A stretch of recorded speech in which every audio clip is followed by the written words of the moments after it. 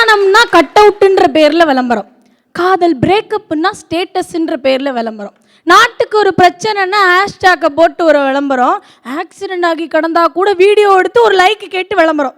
இப்படி விளம்பரம் விளம்பரம் விளம்பரம்னு எதை செஞ்சாலும் ஏன் விளம்பரம் செய்கிறீங்க? உங்களை விளம்பரமே பண்ண வேணான்னு சொல்லலை, எதை செஞ்சாலும் விளம்பரம் செய்யாதீங்க அப்படின்னு தான் சொல்கிறேன். ஒன்றும் இல்லை நடுவர் அவர்களே, நம்ம மதுரையில் கொரோனா சீனாவில் கிளம்புன உடனே நம்ம மதுரை ஜிஹெச்சில் குத்து விளக்கு ஏற்றி மாலை மரியாதையெல்லாம் பண்ணி லட்டுக்கிட்டுலாம் கொடுத்து கொரோனாவோட திறந்தாங்க. கொரோனா அங்கே குப்பரைப்படுத்திட்டு மதுரைக்காரன் பாசக்காரன் ஏன்னா போகவே மாட்டேன்னு குப்பரைப்படுத்திட்டு ஆட முடிக்குது. எதுக்கு இந்த விளம்பரம்? அதுலேயும் பாருங்கள் நடுவர் அவர்களே, இந்த மதுரைக்காரங்களுக்கு இருக்கிற எங்கள் மாவட்டத்தில் கொரோனாவே கிடையாது அப்படின்னு சொல்லிட்டு போனேன். போய் அடுத்த நாள் பார்க்குறாங்க இங்கே 1000 பேருக்கு தொற்று அப்படின்னு. அதாவது இதை கூட விளம்பரம் பண்ணி பெருமை பேசிகிட்டு இருக்கேன். இதெல்லாம் ஒரு விளம்பரமா? இது ஒரு பெருமையா? அது மாதிரி சென்னையில் எத்தனையோ பேர் உணவு இல்லாமல் கஷ்டப்பட்டுட்டு இருக்கிறாங்க. அப்படி கஷ்டப்பட்டுட்டு இருக்கிறவங்களுக்கு சகாயம் ஐஏஎஸ் அவர்கள் அவருடைய சொந்த பணத்தில் உணவு விடுதிகளை உருவாக்கி அதில் வந்து உணவு கொடுத்துட்ருக்குறாங்க. அந்த விஷயத்தை நீங்கள் பிரபலமாக பேசுனீங்கன்னா நான் சந்தோஷப்படுவேனே. அதை விட்டுட்டு நம்ம ஆளுங்க பண்ணுறாங்க பாருங்கள், mask parotta, corona dosa, corona bonda, இதெல்லாம் மனுஷன் சாப்பிட்டு செரிமானம் ஆக்கிட முடியுமா? எதுக்கு இந்த விளம்பரம் அப்படின்னு தான் நான் கேள்வி கேட்குறேன் நடுவர்களே. இன்னைக்கு மக்களுடைய பயத்தை இந்த கார்ப்பரேட் கம்பெனி மாஸ்க் வடிவத்தில் புரோட்டா போட்டு வாலிபர் சாதனை, இதை வந்து ஒரு பெரிய பத்திரிக்கை நியூஸ் பக்கம் மாஸ்க் வடிவத்தில் புரோட்டா போட்டு அப்படி கொடுத்துக்கிட்டே இருக்காரு. அதை வாங்கி மூஞ்சியில் கட்ட முடியுமா? திங்கிறான் எல்லாரும் அதை. இது ஒரு பெரிய நியூஸுன்ட்டு இதை எடுத்து போட்டுக்கிட்டு இருக்காங்க. இதுக்கு பேர் விளம்பரம். இந்த விளம்பரத்தினால யாருக்கா ஏதாவது பயன் உண்டா? மக்களுடைய பயத்தை இன்னைக்கு இந்த கார்ப்பரேட் கம்பெனிகள்லாம் எப்படி காசாக மாற்றிக்கிட்டு இருக்காங்க தெரியுமா? இந்த பெருங்காயத்தூளை பயன்படுத்துங்கள், கொரோனாவை தூர விரட்டுங்கள். இந்த டீ தூளை குடியுங்கள், கொரோனாவை தூர விரட்டுங்கள். எல்லாத்துக்கும் ஒருபடி மேலே, இந்த மூலிகை மைசூர் பாக்கை சாப்பிட்டீர்கள் என்றால் கொரோனா சீன தேசத்தை நோக்கியே போயிடுமா? இல்லை நான் தெரியாமல் தான் கேட்குறேன்.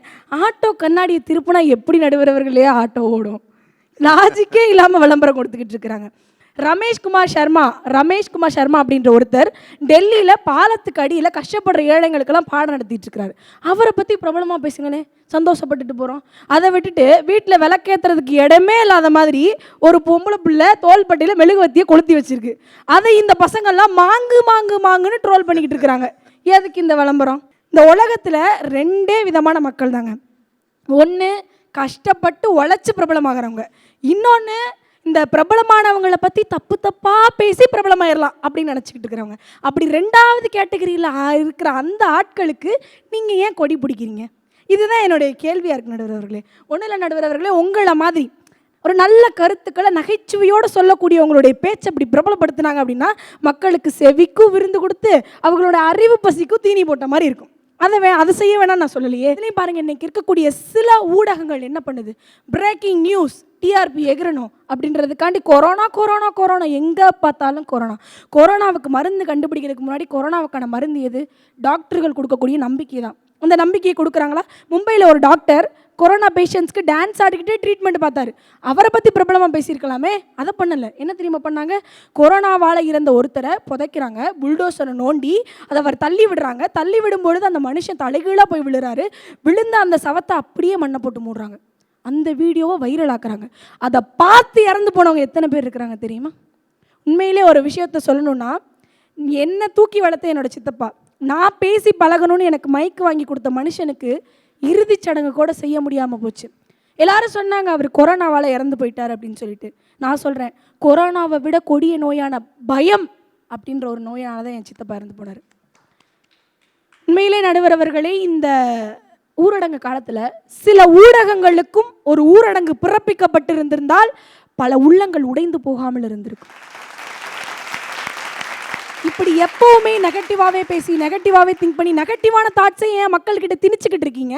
நல்லதே பேசுங்க, நல்லதே யோசிங்க, நல்லதே நடக்கும் அப்படின்றத நம்புங்க. அதனால தான் சொல்கிறேன், தேவையற்ற விளம்பரங்களை செய்யாதீர்கள். தேவையானதவற்றை மற்றும் காண்போம், தேவையானது மற்றும் செய்வோம், நல்லதே யோசிப்போம், நல்லதே நடக்கும் அப்படின்ற ஒரு பாசிட்டிவ் தாட்டோட பேச வாய்ப்பளித்த அனைவருக்கும் நன்றி கூறி விடைபெறுகின்றேன். நன்றி, வணக்கம்.